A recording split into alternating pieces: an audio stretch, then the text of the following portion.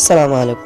Barkanmu da warhaka. Sannu da sake kasancewa da ku a cikin sabon shirin namu. Idan wannan shine zuwan ka na farko cikin wannan tasha ta mu, ka danna subscribe kana ka danna kararrawa domin samun sababbin shirye-shiryen mu da zarar mun dora. A yau za mu fara karanta muku labarin Anisa yar Presi. Anisa ta kasance yar wani shugaban kasa ce a can kudancin nahiyar Afirka. Anisa kuma ita kadai ce a gurbin mahaifinta. Kuma yar gata ce, yana son ta fiye da yadda yake son kansa.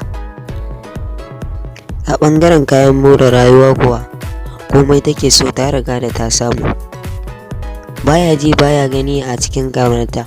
Anisa tana da motoci kala-kala daban-daban.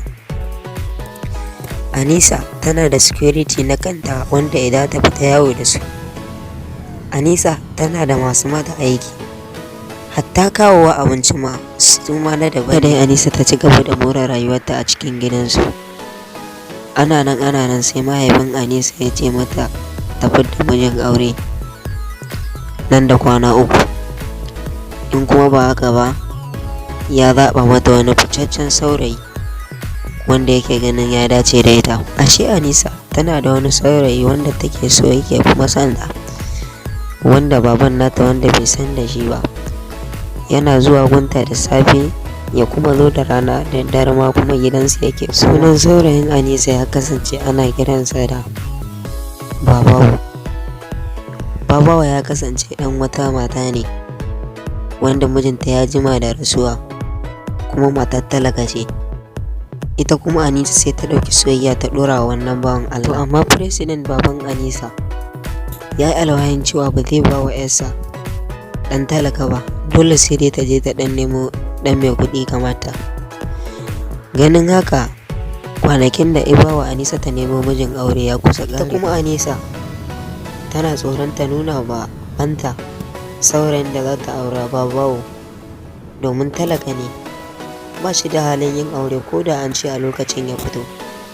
Balle ma kuma har baban Anisa ya ce ba zai aura mata ɗan talaka ba.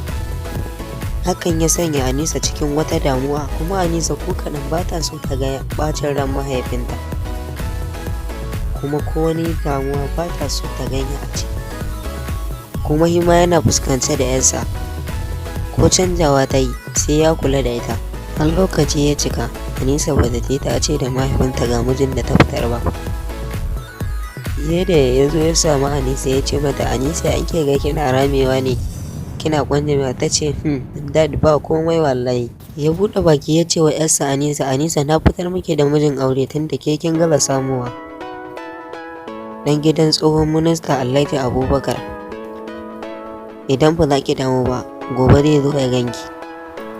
Shi dai ya duba fuskar Anisa ya ganta tattare da damuwa, kuma ba yadda ya saba ganin ta ba. Sai yake tambaya ta wai shi ke me yake damun ki ne, na miki magana baki ce komai ba. Sai ta yi firgit ta ce masa, ya haƙuri baba, wallahi ina jin ka, kawai tunani na shiga, ina son sa, ba komai a zo zan gan shi. Ce gari ta yi, ɗan tsohon gwamna ya ciyo wanka da kwalliya domin zai zo ya ga yar president Anisa. Anisa ta je ta yi wani wake-up ɗin ma ko kyau bai mata ba, domin ita ba ta so. Hakan ma ta ce daman tana son sa ne don mahaifinta ya ji daɗi a zuciyarsa. Anisa ta yi ta ƙare masa kallo, tana masa wani irin kallo wanda bai gamsar da shi ba.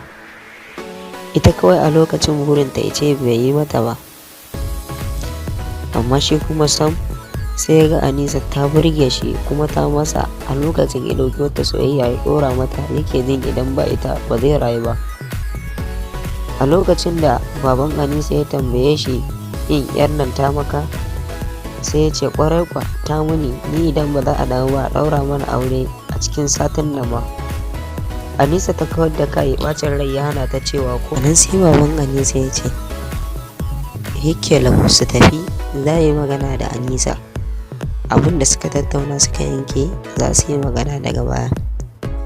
Suka tashi suka tafi, aka musu rakiya. Ita dai Anisa ranta bai yi daɗi ba saboda zuciyarta ya tunanin babawa take yi. Nan zamuwar ku, kar mu cika ku da surutu.